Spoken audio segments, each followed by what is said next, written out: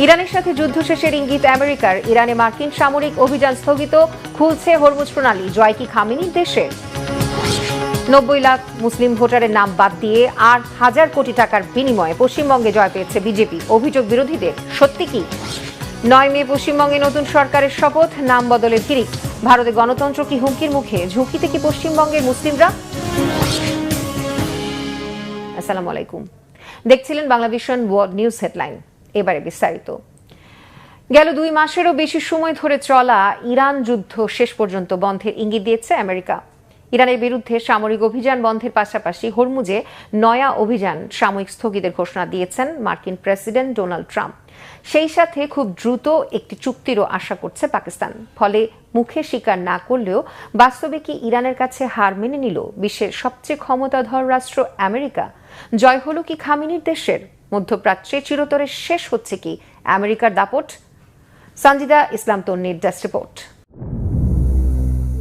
Iran America যুদ্ধ শেষ হওয়ার পথে, এমন ইঙ্গিত মিলেছে খোদ মার্কিন নেতাদের পদক্ষেপে।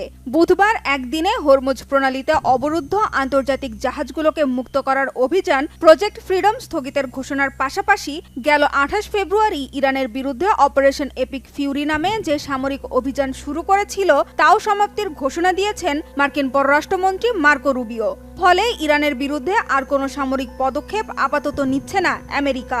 বন্ধ হচ্ছে যুদ্ধ, আর শিগগিরই ইরান আমেরিকা চুক্তি হবে বলেও আভাস দিয়েছে মধ্যস্থতাকারী পাকিস্তান।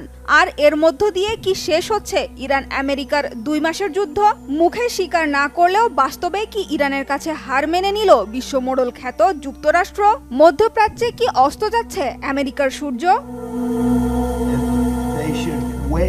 যুদ্ধে যে আমেরিকা হার মেনে নিচ্ছে তা বেশ পরিষ্কার হয়েছে বুধবার। 24 ঘন্টার ব্যবধানে এদিন আগের অবস্থান থেকে সরে যায় যুক্তরাষ্ট্র।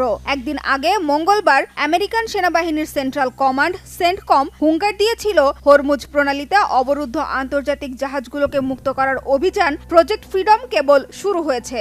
কিন্তু হুঁশিয়ারির পরদিনই অভিযানটি সাময়িকভাবে স্থগিত ঘোষণা করেন খোদ মার্কিন প্রেসিডেন্ট ডোনাল্ড ট্রাম্প। অথচ একদিন আগেই প্রজেক্ট ফ্রিডমের আওতাধীন মার্কিন নৌযানগুলোতে কোনো ধরনের হামলা হলে বিশ্ব মানচিত্র থেকে ইরানকে মুছে ফেলার হুমকি দিয়েছিলেন ট্রাম্প। এত হুমকি ধামকি হঠাৎই কেমন মিইয়ে গেল? অবশ্য এটি নতুন নয়। কড়া হুমকি আর আলটিমেটাম দিয়ে বারবারই তা থেকে পিছিয়ে এসেছেন প্রেসিডেন্ট ট্রাম্প। এরই মধ্যে ট্রাম্পকে কাগজে বাঘ বলেও কটাক্ষ করেছে ইরান।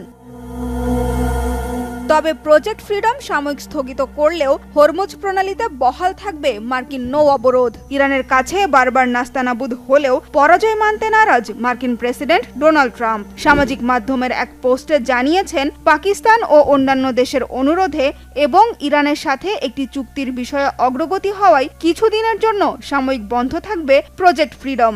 তবে হরমুজ প্রণালীতে ইরানের নৌযানগুলোর ওপর মার্কিন নিষেধাজ্ঞা বহাল থাকবে। এ সময় হরমুজ প্রণালী পুরোপুরি সচল করতে ইরানের সাথে একটি চুক্তিতে পৌঁছানোর চেষ্টা করবেন বলেও জানান ট্রাম্প। তবে শান্তি আলোচনার অগ্রগতি হচ্ছে দাবি করলেও সাদা পতাকা উড়িয়ে ইরানকে আত্মসমর্পণ করার আহ্বানও জানিয়েছেন ট্রাম্প। আর ইরানের বিরুদ্ধে অপারেশন এপিক ফিউরি আনুষ্ঠানিকভাবে শেষ হয়েছে বলে যে ঘোষণা দিয়েছেন মার্কিন পররাষ্ট্রমন্ত্রী, তা মূলত যুদ্ধ চালিয়ে যেতে মার্কিন কংগ্রেসের হস্তক্ষেপ এড়িয়ে যাওয়ার একটি কৌশল মাত্র।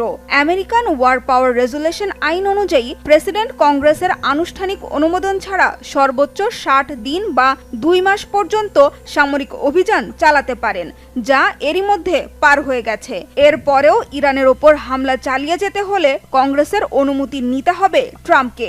এই বাধ্যবাধকতা এড়াতেই গেল শুক্রবার অপারেশন এপিক ফিউরি শেষ হওয়ার ঘোষণা দিয়েছিল হোয়াইট হাউস। তবে মার্কিন পররাষ্ট্রমন্ত্রীর দাবি, ইরানের বিরুদ্ধে অভিযানে যুক্তরাষ্ট্রের সকল লক্ষ্য পূরণ হওয়ায় অভিযান শেষ করা হয়েছে।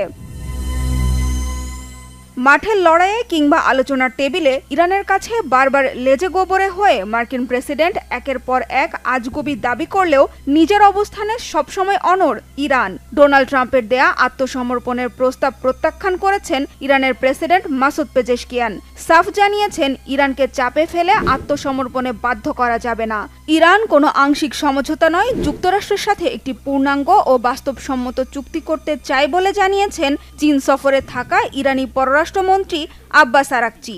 বেইজিংয়ে আরাকচির সঙ্গে বৈঠকে ইরানের বিরুদ্ধে যুক্তরাষ্ট্র ও ইসরায়েলের যুদ্ধকে অবৈধ বলে আখ্যায়িত করেছেন চীনের পররাষ্ট্রমন্ত্রী ওয়াং ই।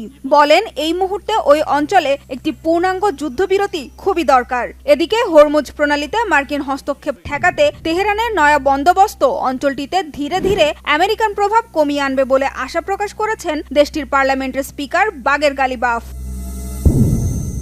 এদিকে হরমুজ প্রণালী খুলে দেওয়ার জন্য যুক্তরাষ্ট্র ও ইরান একটি চুক্তির খুব কাছাকাছি পৌঁছেছে বলে জানিয়েছে মধ্যস্থতাকারী পাকিস্তান। যুদ্ধ শুরুর পর থেকে এ পর্যন্ত দুই পক্ষই এক পৃষ্ঠার একটি সমঝোতা স্মারকে রাজি হওয়ার সবচেয়ে কাছাকাছি রয়েছে বলেও জানিয়েছে পাকিস্তানের দুটি সূত্র। শেষ পর্যন্ত চূড়ান্ত সমঝোতা হবে কিনা সে সন্দেহ অবশ্য রয়েই গেছে। তবে চুক্তি হোক বা না হোক আপাতত যুদ্ধ বন্ধ থাকবে। মার্কো রুবিওর এমন ঘোষণায় কিছুটা স্বস্তি ফিরেছে গোটা বিশ্বে। Sanjida Islam Tonni, Bangla Vision news desk.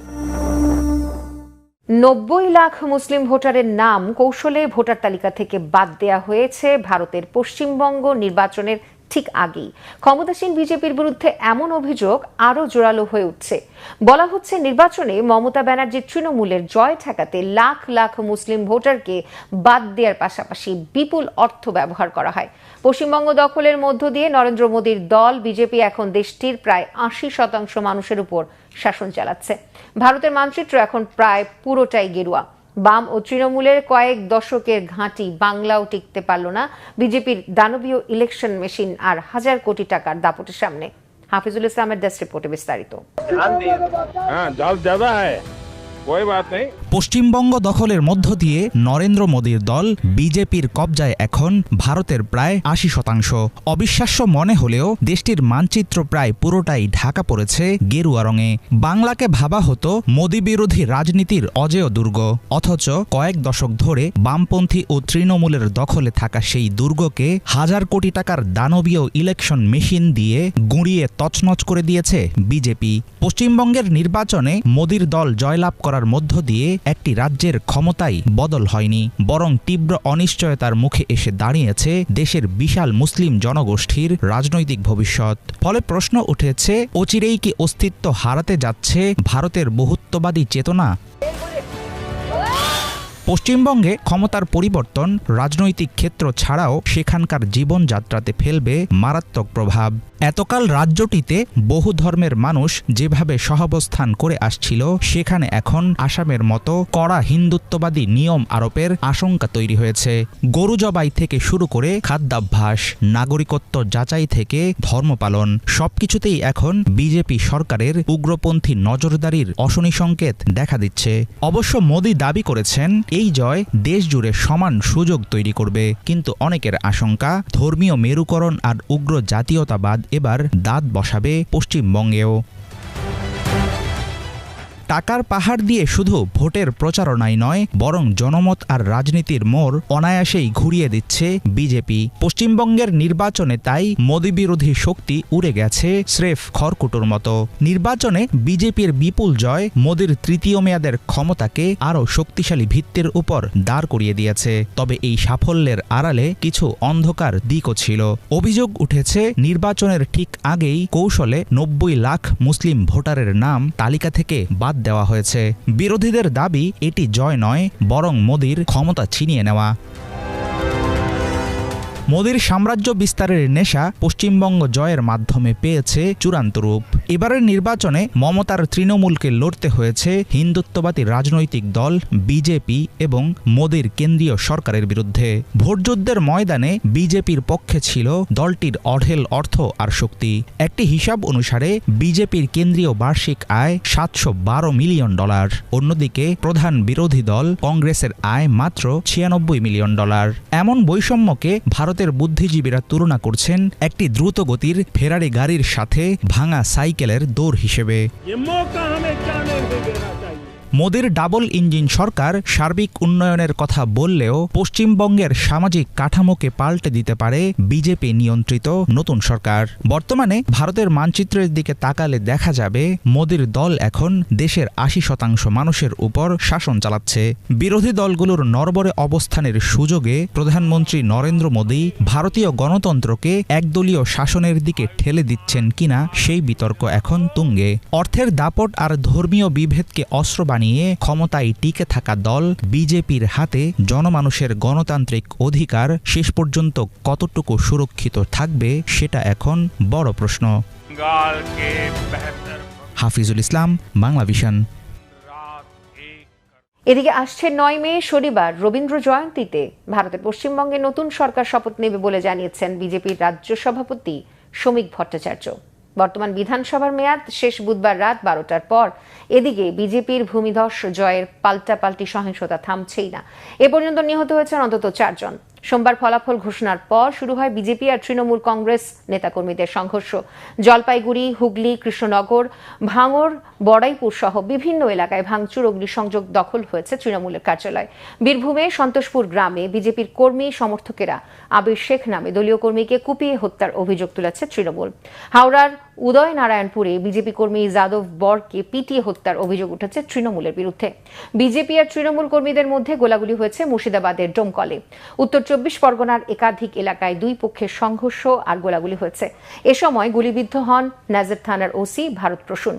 গুলিতে আহত হয়েছে এক কনস্টেবল। সোমবার যাদবপুরে লেনিনের মূর্তিতে গেরুয়া আবির ছেটানোর পরদিন মুর্শিদাবাদের জিয়াগঞ্জে গুড়িয়ে দেওয়া হয়েছে লেনিনের একটি আবক্ষ মূর্তি।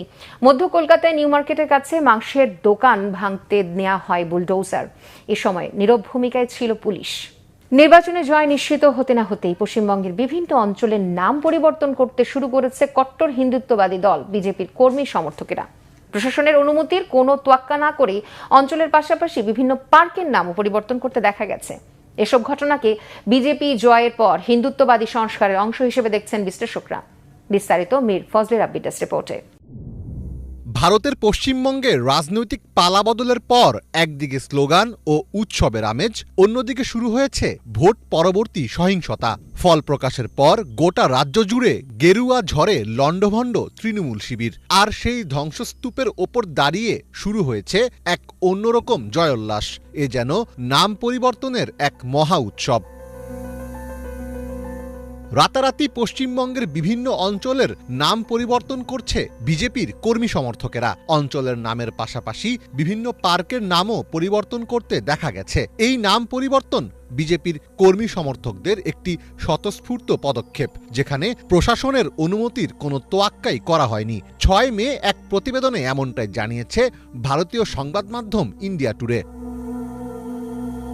প্রতিবেদনে বলা হয়, বিধানসভার ফল প্রকাশের পরেই উত্তর 24 পরগনার ময়না অঞ্চলে মসজিদ বাড়ির রোড নামের একটি গেটের সামনে বিজেপির কর্মী সমর্থকেরা জড়ো হন। তারা একটি সিঁড়ি নিয়ে মসজিদ বাড়ি রোড লেখা গেটে উঠে হাতুড়ি দিয়ে নাম ফলক ভাঙতে শুরু করেন। সামাজিক মাধ্যমে ছড়িয়ে পড়া বিভিন্ন ভিডিওতে দেখা যায় নাম ফলক ভাঙার পরে বিজেপির কর্মী সমর্থকেরা সেখানে একটি ফ্লেক্স টানিয়ে দিচ্ছেন, যাতে লেখা নেতাজি পল্লী রোড। জোরপূর্বক নাম লেখার পর বিজেপির কর্মী সমর্থকেরা উচ্চস্বরে জয় শ্রীরাম স্লোগান দিতে থাকেন। স্থানীয় বিজেপি কর্মীদের দাবি, এটি কোনো জোরপূর্বক পরিবর্তন নয়। তাদের মতে ওই এলাকাটি আগে থেকেই নেতাজি পল্লী হিসেবে পরিচিত ছিল, কিন্তু আগের সরকারের আমলে এটিকে একটি বিশেষ ধর্মীয় নাম দেওয়া হয়েছিল। একই দিনে বারাসাতের সিরাজ উদ্যান নামের একটি পার্কের নাম পরিবর্তন করে রাখা হয়েছে শিবাজি উদ্যান। প্রত্যক্ষদর্শীদের বিবরণ ও সংবাদ মাধ্যমের রিপোর্ট অনুযায়ী বিজেপি কর্মীরা সিরাজ উদ্যানের পুরনো নেম প্লেটটি সরিয়ে সেখানে শিবাজি উদ্যান লেখা নতুন একটি বোর্ড লাগিয়ে দেন। জনশ্রুতি রয়েছে, নবাব সিরাজউদ্দৌলা কলকাতা যাওয়ার পথে এখানেই বিশ্রাম নিতেন। 2019 সালে মুখ্যমন্ত্রী মমতা বন্দ্যোপাধ্যায়ের উদ্যোগে এটিকে নবাবের স্মৃতিতে সিরাজ উদ্যান হিসেবে উদ্বোধন করা হয়েছিল। এদিকে মঙ্গলবার রাতে সেন্ট্রাল কলকাতার ঐতিহাসিক নিউ মার্কেট এলাকায় চরম উত্তেজনা ছড়িয়ে পড়ে। একদল লোক বুলডোজার নিয়ে এসে নিউ মার্কেটের তৃণমূল কংগ্রেসের ইউনিয়ন কার্যালয়টি লক্ষ্য করে হামলা চালায়। মুহূর্তের মধ্যে পুরো কার্যালয়টি বুলডোজার দিয়ে সম্পূর্ণ গুড়িয়ে দেওয়া হয়। ব্যস্ততম এই বাণিজ্যিক এলাকায় হঠাৎ বুলডোজার দিয়ে হামলার ঘটনায় স্থানীয় ব্যবসায়ী এবং ক্রেতাদের মধ্যে তীব্র আতঙ্ক ছড়িয়ে পড়ে। প্রাণ ভয়ে ব্যবসায়ীরা তড়িঘড়ি করে দোকানের শাটার নামিয়ে এলাকা ছেড়ে পালাতে শুরু করেন। এসব ঘটনাকে বিজেপির জয়ের পর হিন্দুত্ববাদী সংস্কারের অংশ হিসেবে দেখছেন অনেকে। নাম পরিবর্তনের এই জোয়ার রাজ্যটিতে গভীর রাজনৈতিক মেরুকরণের ইঙ্গিত দিচ্ছে বলেই মনে করছেন বিশ্লেষকেরা। মীর ফজলে রাব্বি, বাংলা ভিশন। পশ্চিমবঙ্গ সহ একাধিক রাজ্যে বিজেপির নিরঙ্কুশ জয়ের মধ্য দিয়ে ভারতের রাজনৈতিক সমীকরণ প্রবেশ করেছে নতুন এক অধ্যায়। এর মধ্য দিয়ে বেশিরভাগ রাজ্যে এককভাবে বা জোটের মাধ্যমে ক্ষমতা নিশ্চিত করেছে দলটি। এই পরিস্থিতিতে ভারত ক্রমশ একদলীয় শাসন ব্যবস্থার দিকে যাচ্ছে কিনা তা নিয়ে আলোচনা শুরু হচ্ছে। পাশাপাশি পশ্চিমবঙ্গে প্রথমবারের মতো বিজেপির ক্ষমতায় আসা নিয়ে রাজ্যের মুসলিম জনগোষ্ঠী সহ সংখ্যালঘু নিরাপত্তা ইস্যুতেও উদ্বেগ দেখা দিয়েছে। হিজল জোবায়েরের ডেস্ক রিপোর্টে বিস্তারিত। ইতিহাসে প্রথমবারের মতো পশ্চিমবঙ্গ জয় করেছে ভারতের প্রধানমন্ত্রী নরেন্দ্র মোদীর দল বিজেপি। এটিকে হিন্দুত্ববাদী এই দলটির জন্য বিশাল এক বিজয় হিসেবে দেখা হচ্ছে। এর মধ্য দিয়ে কেবল পশ্চিমবঙ্গ নয়, গোটা ভারতের রাজনৈতিক সমীকরণই নতুন এক বাস্তবতায় প্রবেশ করল। পুরো দেশেই পোক্ত হলো বিজেপির অবস্থান। সাম্প্রতিক বছরগুলোতে যা শিথিল হয়ে আসছিল, সেই অবস্থান থেকে যেন ঘুরে দাঁড়ালো বিজেপি। এই দফায় পশ্চিমবঙ্গ ছাড়াও তামিলনাড়ু, আসাম, কেরালা এবং কেন্দ্রশাসিত অঞ্চল পুদুচেরিতে ভোট গ্রহণ হয়। পশ্চিমবঙ্গে ইতিহাস গড়ার বাইরেও আসামে টানা তৃতীয়বারের মতো ক্ষমতা ধরে রাখল বিজেপি। পুদুচেরিতেও বিজেপির জোট সরকারই পুনরায় ক্ষমতা নিশ্চিত করেছে, যদিও তামিলনাড়ু ও কেরালায় সুবিধা করতে পারেনি তারা। নতুন করে বিজেপির এই উত্থানে সবচেয়ে গুরুত্বপূর্ণ বলে বিবেচিত হচ্ছে পশ্চিমবঙ্গে দলটির নিরঙ্কুশ জয়। বরাবরই ঐতিহাসিকভাবে গুরুত্বপূর্ণ একটি অঞ্চল পশ্চিমবঙ্গ। 1800 শতকে এখান থেকেই শুরু হয় ব্রিটিশ শাসন। 1905 সালে এই ব্রিটিশরাই ধর্মের ভিত্তিতে বঙ্গভঙ্গ করে, যা রাজনীতিতে ধর্মীয় বিভাজনের পথ প্রশস্ত করে। পরে এই অঞ্চল থেকে অনেক গুরুত্বপূর্ণ নেতা উঠে আসেন, যার মধ্যে অন্যতম শ্যামাপ্রসাদ মুখার্জি। তিনি আজকের বিজেপির পূর্বসূরি যে হিন্দুত্ববাদী দল, সেটি গঠন করেছিলেন। তবে এর আগ পর্যন্ত পশ্চিমবঙ্গে সরকার গঠনে হিন্দুত্ববাদীদের দৌরাত্ম্য দেখা যায়নি। স্বাধীনতার পর এ রাজ্যে দীর্ঘ সময় বামফ্রন্ট ক্ষমতায় ছিল, 1977 থেকে 2011 সাল পর্যন্ত। পরে মমতা ব্যানার্জির নেতৃত্বে তৃণমূল কংগ্রেস ক্ষমতায় আসে। তারাও ক্ষমতায় থাকলো প্রায় 15 বছর, কিন্তু শেষমেশ তা ধরে রাখতে পারল না। আধুনিক ভারতে ঘটে যাওয়া বিভিন্ন সাম্প্রদায়িক সহিংসতা থেকে তুলনামূলকভাবে শান্ত ও নিরাপদই থেকেছে পশ্চিমবঙ্গ। কিন্তু এখন প্রশ্ন উঠছে, বিজেপি ক্ষমতায় আসায় সেই শান্ত পরিবেশ আর বজায় থাকবে কিনা। পশ্চিমবঙ্গের জনসংখ্যা প্রায় 10 কোটি, যার 27% মুসলিম। এই মুসলিমদের নিরাপত্তা নিয়ে দেখা দিয়েছে গভীর উদ্বেগ। এরই মাঝে অনেক অঞ্চলে তাদের ঘরবাড়ি, ব্যবসা প্রতিষ্ঠান, দোকানপাটে অগ্নিসংযোগ, ভাঙচুর ও বুলডোজার চালিয়ে দেওয়ার অভিযোগ উঠে আসছে। তৃণমূল সহ ভারতের বিরোধী দলগুলোর অভিযোগ, পশ্চিমবঙ্গে জয়ের জন্য বিতর্কিত ছক কষেছে কেন্দ্রে ক্ষমতাসীন বিজেপি সরকার। পশ্চিমবঙ্গে ভোটার তালিকা হালনাগাদের নামে প্রায় 27 লাখ ভোটারকে বাদ দিয়েছে কেন্দ্রীয় নির্বাচন কমিশন, যার বড় অংশই মুসলিম। এর আগে আসামেও অনেকটা একই ধরনের কৌশলে নির্বাচন করে ক্ষমতায় বসে বিজেপি। সেখানে ক্রমশ মুসলিম বিদ্বেষী মনোভাব উস্কে দেয়া হয়। এবারে পশ্চিমবঙ্গেও তেমনটি হতে পারে বলে আশঙ্কা জাগছে। এরই মাঝে মোদী সহ বিজেপির শীর্ষ নেতাদের মুখে তেমন ইঙ্গিত মিলেছে। বাংলাদেশ থেকে অনুপ্রবেশকারী অভিযোগে মুসলিমদের ওপর চড়াও হতে পারে হিন্দুত্ববাদীরা। বিভিন্ন মহলে এমন উদ্বেগ জোরালো হচ্ছে। বিশ্লেষকরা বলছেন, পশ্চিমবঙ্গে বিজেপির বিশাল জয় সারা দেশেই তাদের শক্তি আরো বাড়াবে। বর্তমানে ভারতের বেশিরভাগ রাজ্যেই এককভাবে বা জোটের মাধ্যমে ক্ষমতায় আছে তারা। এই অবস্থায় গুরুতর প্রশ্ন উঠছে, ভারত কি ক্রমশ একদলীয় আধিপত্যের দিকে যাচ্ছে? সার্বিক প্রেক্ষাপটে আগামীতে নির্বাচনগুলো কতটা স্বাধীন ও নিরপেক্ষ থাকবে তা নিয়েও বাড়ছে উৎকণ্ঠা। Hijol Zobayer, Bangla Vision. Iran America যুদ্ধ পরিস্থিতির মাঝেই নতুন আন্তঃমহাদেশীয় ব্যালিস্টিক মিসাইল উন্মোচন করেছে তুরস্ক। 6000 কিলোমিটার দূরপাল্লার মিসাইলটি এক মহাদেশ থেকে আরেক মহাদেশে আঘাত হানতে সক্ষম। প্রশ্ন উঠেছে, এটি কি শুধু প্রতিরক্ষা সক্ষমতা বাড়ানোর পদক্ষেপ, নাকি ইরান ইসরায়েল যুক্তরাষ্ট্র উত্তেজনার প্রেক্ষাপটে শক্তির বার্তা? বিশ্ব রাজনীতিতে নতুন করে কি ইঙ্গিত দিচ্ছে আঙ্কারা? মোর্শেদ আলমের ডেস্ক রিপোর্ট। নতুন এক আন্তঃমহাদেশীয় ইন্টারকন্টিনেন্টাল ব্যালিস্টিক মিসাইল উন্মোচন করে সামরিক সক্ষমতার শক্তি দেখালো মধ্যপ্রাচ্যের মুসলিম ক্ষমতাধর রাষ্ট্র তুরস্ক। ইলদিরিমহান নামের এই ক্ষেপণাস্ত্রটি মধ্যপ্রাচ্য থেকে আমেরিকায় আঘাত হানতে সক্ষম, অর্থাৎ এক মহাদেশ থেকে অন্য মহাদেশে সহজে আঘাত হানতে পারবে, যা দেশটির প্রতিরক্ষা শক্তিকে নতুন উচ্চতায় নিয়ে যাওয়ার ইঙ্গিত দিচ্ছে। কিন্তু ইরান ইসরায়েল যুক্তরাষ্ট্রের উত্তেজনার মধ্যে ব্যালিস্টিক মিসাইল উন্মোচন করে কি বার্তা দিচ্ছে তুরস্ক? 5 মে রাজধানী ইস্তাম্বুলে অনুষ্ঠিত সেহা প্রতিরক্ষা প্রদর্শনীতে আনুষ্ঠানিকভাবে এই ক্ষেপণাস্ত্রটি প্রদর্শন করা হয়। প্রায় 6000 কিলোমিটার পাল্লার অত্যন্ত শক্তিশালী আন্তঃমহাদেশীয় এই আইসিবিএম ইউরোপের বড় অংশ, এশিয়ার বিস্তীর্ণ অঞ্চল এবং আমেরিকা ও আফ্রিকার কিছু অংশ পর্যন্ত লক্ষ্যবস্তুতে আঘাত হানতে সক্ষম।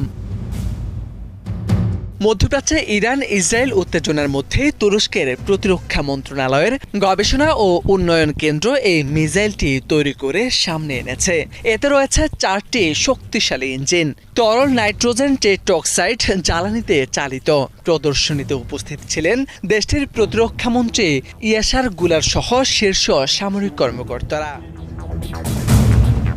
সাম্প্রতিক বছরগুলোতে তুরস্ক প্রতিরক্ষা শিল্পকে শুধু নিরাপত্তার বিষয় হিসেবে নয়, অর্থনীতি ও কূটনীতির কৌশলগত হাতিয়ার হিসেবেও গড়ে তুলছে।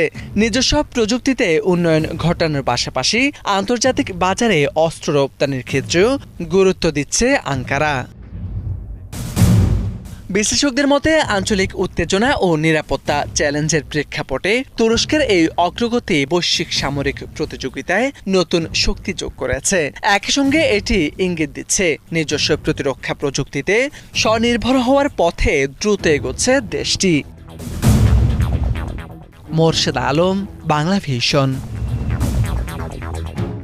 যুক্তরাষ্ট্রে নৃশংস হত্যার শিকার বাংলাদেশের পিএইচডি শিক্ষার্থী জামিল আহমেদ লিমন ও নাহিদা সুলতানা বৃষ্টিকে মরণোত্তর ডক্টরেট ডিগ্রি প্রদানের সিদ্ধান্ত নিয়েছে ইউনিভার্সিটি অব সাউথ ফ্লোরিডা কর্তৃপক্ষ। এদিকে বৃষ্টির মরদেহ আগামী 9 মে যুক্তরাষ্ট্র থেকে ঢাকায় পৌঁছানোর কথা রয়েছে। ইউনিভার্সিটি অব সাউথ ফ্লোরিডা কর্তৃপক্ষ জানিয়েছে, আগামী 9 মে বিশ্ববিদ্যালয়ের বসন্তকালীন সমাবর্তনে নাহিদ ও বৃষ্টিকে মরণোত্তর ডক্টরেট ডিগ্রি দেওয়া হবে। এ বিষয়ে মিয়ামির বাংলাদেশ কনসুলেটকে চিঠি দেওয়া হয়েছে। ওই চিঠিতে কনসুলেটের একজন প্রতিনিধিকে উপস্থিত থেকে নিহত 2 পরিবারের পক্ষে সম্মাননা গ্রহণ করতে অনুরোধ করেছে বিশ্ববিদ্যালয় কর্তৃপক্ষ। নিহত লিমন ইউনিভার্সিটি অব সাউথ ফ্লোরিডায় ভূগোল, পরিবেশ ও নীতি বিভাগে পিএইচডি করছিল, আর কেমিক্যাল ইঞ্জিনিয়ারিং বিষয়ে ডক্টরাল গবেষণা করছিল বৃষ্টি।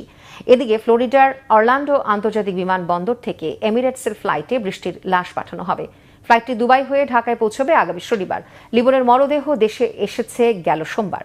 ভবিষ্যতে শিল্প সংস্কৃতিতে এআই এর ভূমিকা কতটা গভীর হতে যাচ্ছে তার একটি নমুনা সামনে এসেছে। কৃত্রিম বুদ্ধিমত্তার কল্যাণে 350 বছর পর যেন আবার মঞ্চে ফিরলেন ফরাসি নাট্যকার মলিয়ের। ভার্সাই প্রাসাদের রাজকীয় মঞ্চে মলিয়েরের ঢঙে লেখা নতুন নাটককে ঘিরে কৌতূহল আর বিস্ময় তৈরি হয়েছে সর্বমহলে। 1674 সালে মলিয়ের যদি বেঁচে থাকতেন তবে কেমন নাটক লিখতেন? তার রচনা, ব্যক্তিগত গ্রন্থাগারের লেখা ও ঐতিহাসিক দলিল দিয়ে প্রশিক্ষিত ফ্রান্সে তৈরি মিস্ট্রাল এআই দেখিয়ে দিয়েছে সবাইকে। কিভাবে সম্ভব হলো? মোর্শেদ আলমের আরেকটি ডেস্ক রিপোর্ট। প্রায় 350 বছর আগে থেমে যাওয়া কলম আবারও যেন লিখতে শুরু করলো। তবে এবার লেখক মানুষ নন, কৃত্রিম বুদ্ধিমত্তা।